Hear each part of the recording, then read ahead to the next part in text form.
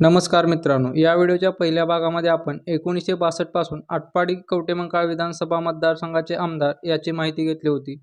या व्हिडिओमध्ये आपण 1962 पासून तासगाव कवठेमंकाळ विधानसभा मतदारसंघाचे आमदार याची माहिती घेणार आहोत। तासगाव विधानसभा मतदारसंघ आणि कवठेमंकाळ विधानसभा मतदारसंघ 2008 पर्यंत स्वतंत्र होते।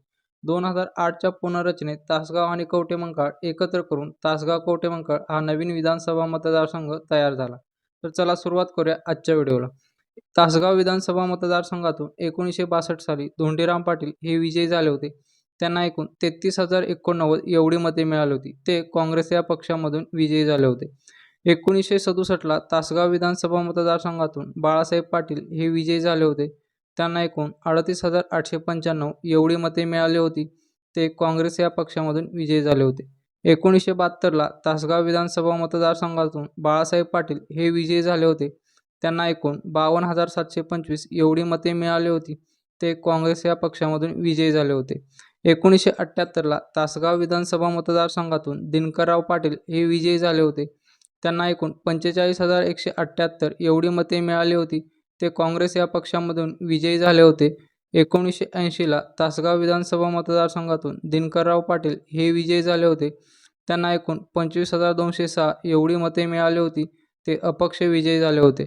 1985ला तासगाव विधानसभा मतदारसंघातून दिनकरराव पाटील हे विजयी झाले होते। त्यांना एकूण 47,722 एवढी मते मिळाली होती। ते काँग्रेस या पक्षामधून विजयी झाले होते। 1990ला तासगाव विधानसभा मतदारसंघातून आबा पाटील हे विजयी झाले होते। त्यांना एकूण 56,254 एवढी मते मिळाली होती। ते काँग्रेस या पक्षामधून विजयी झाले होते। 1995ला तासगाव विधानसभा मतदारसंघातून आबा पाटील हे विजयी झाले होते। त्यांना एकूण 79,505 एवढी मते मिळाली होती। ते काँग्रेस या पक्षामधून विजयी झाले होते। 1999ला तासगाव विधानसभा मतदारसंघातून आबा पाटील हे विजयी झाले होते। त्यांना एकूण 55,166 एवढी मते मिळाली होती। ते राष्ट्रवादी काँग्रेस या पक्षामधून विजयी झाले होते। 2004ला तासगाव विधानसभा मतदारसंघातून आबा पाटील हे विजयी झाले होते। त्यांना एकूण 70,483 एवढी मते मिळाली होती। ते राष्ट्रवादी काँग्रेस या पक्षामधून विजयी झाले होते। 2008च्या पुनर्रचनेत तासगाव आणि कवठेमंकाळ हे दोन्ही एकत्र करून तासगाव कवठेमंकाळ हा एक नवीन विधानसभा मतदारसंघ तयार केला।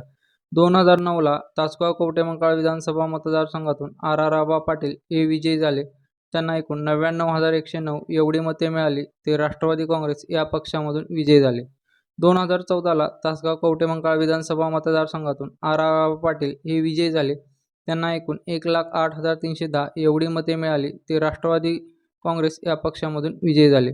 त्यानंतर आबांच्या निधनानंतर 2015ला झालेल्या पोटनिवडणुकीमध्ये तासगाव कवठेमंकाळ विधानसभा मतदारसंघातून सुमनताई पाटील या विजयी झाल्या। त्यांना एकूण 1,31,236 एवढी मते मिळाली। त्या राष्ट्रवादी काँग्रेस या पक्षामधून विजयी झाल्या। 2019ला तासगाव कवठेमंकाळ विधानसभा मतदारसंघातून सुमनताई पाटील या विजयी झाल्या। त्यांना एकूण 1,28,331 एवढी मते मिळाली। त्या राष्ट्रवादी काँग्रेस या पक्षामधून विजयी झाल्या। 2024ला तासगाव कवठेमंकाळ विधानसभा मतदारसंघातून रोहित पाटील हे विजयी झाले। त्यांना एकूण 1,28,403 एवढी मते मिळाली। ते राष्ट्रवादी काँग्रेस शरदचंद्र पवार या पक्षामधून विजयी झाले।